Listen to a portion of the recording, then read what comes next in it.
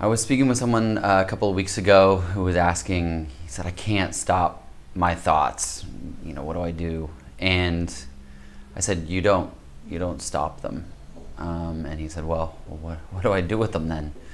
So I figured I'd make a video that gives you some techniques or methods, in fact, that can be useful. Now, the interesting thing about non-duality is methods and techniques, they can be tricky, but in many ways you can consider them like using a thorn to get a thorn out and then throwing it away. So you could say it's important not to put too much emphasis on techniques, although arguably they can be somewhat helpful. So the first one, for lack of a better way to look at it, I would just call it the backpack or invisible backpack. And it's when a thought arises, and before I get started, all thoughts just happen. They arise out of consciousness, from nowhere, going nowhere. Allow them to be, and they will dissolve. If you want to be more proactive in your approach to quote unquote, dealing with them. One method that can be useful or even fun is when a thought arises, just pretend that you have a backpack on and you're cruising around in the world, and that every thought that you latch onto, that you follow, that you pursue, is something that you need to put in your backpack. And so you look at it from the standpoint of everything that you put in your backpack is going to make your life heavier. So if there is a thought and you want to pursue it, you got to put it back there. And the reality is, just keep an empty backpack. There are no real thoughts that arise in our minds most of the time that we actually need to pursue, ponder, solve, whatever. Arguably, living our daily lives, there are certain things that can be helpful because life needs to be lived, bills need to be paid, work needs to get done, etc., etc. But arguably, 95% of the thoughts that we have, even more, I would argue, are completely unnecessary and don't need to be solved. It's just the ego mind making trouble. So, in fact, when these thoughts were arising and I was making more of a concerted effort to put them away, I would often catch myself almost like mid-grab and just put it away, and then joy would arise. Well, that's not yours, you don't need it. So even though I don't really like the name invisible backpack or backpack, that's what I called it, because that's what I was doing. I was just like, when a thought arose, I'm like, do you need this? No, let it go. Awesome. The truth is, thoughts do get more quiet when you don't pay as much attention to them. When you pay them no mind, you don't try to solve them, then they don't have as much resonance in your being, and so they're not as much of a nuisance. The second one, and if I can find the video that I watched that helped me with this technique, I'll give credit. I wish I could. I did a search, but I'll try. But I thought this one was also useful and even fun. Is that when a thought arises, ask it, who are you and where did you come from? And you don't need to do that. You can do this gently. You don't need to do it in any sort of aggressive manner. Like, who are you? Where did you come from? You can say, who are you and where did you come from?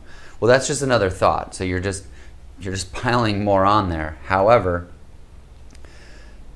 by asking who are you and where did you come from, I found, and maybe you won't, maybe you will, hopefully it's helpful, that the mind is sort of stunned and stumped for a second trying to answer that question.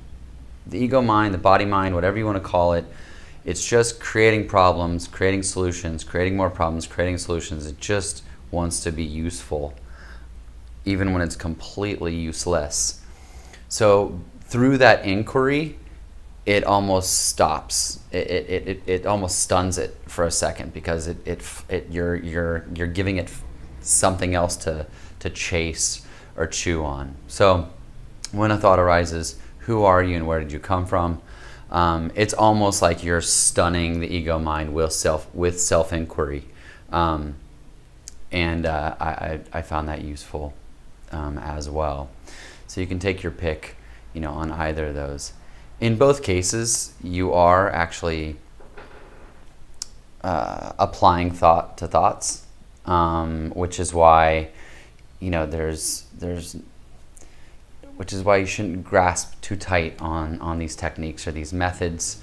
But when we start to become aware of awareness, when we start to understand that we have been walking around in this world of thoughts and not ever with the present moment, or rarely with the present moment, it can be overwhelming at first. It can be really, really loud. In fact, you didn't even notice, because there was just this hum of noise, of thought noise, mind noise that was happening.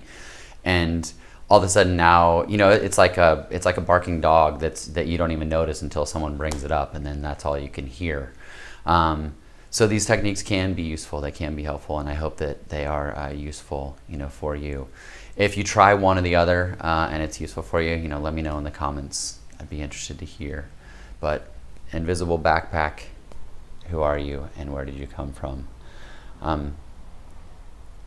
There is no goal with any of this. There's no place to get to.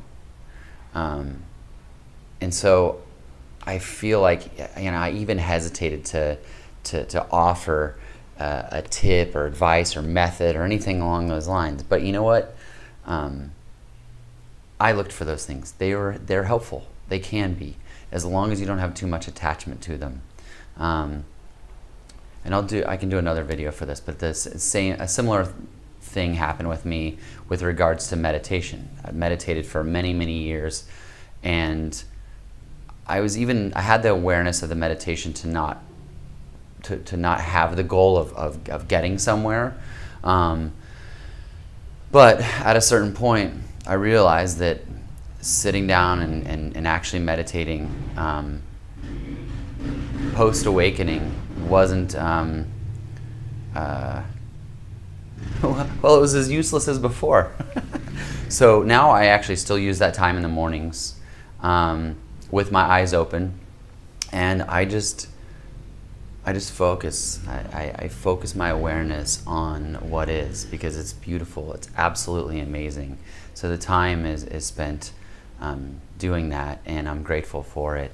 But it has a different flavor. Meditation, I guess that's what you would call it, but it has a completely different flavor now than it did, when I was very strict and hardcore about it.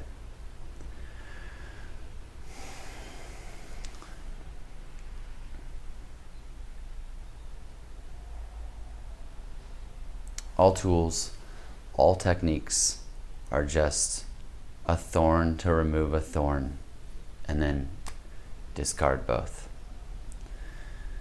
I hope that you find either of these helpful. And if you don't, I hope you find something else that's helpful. Thanks so much.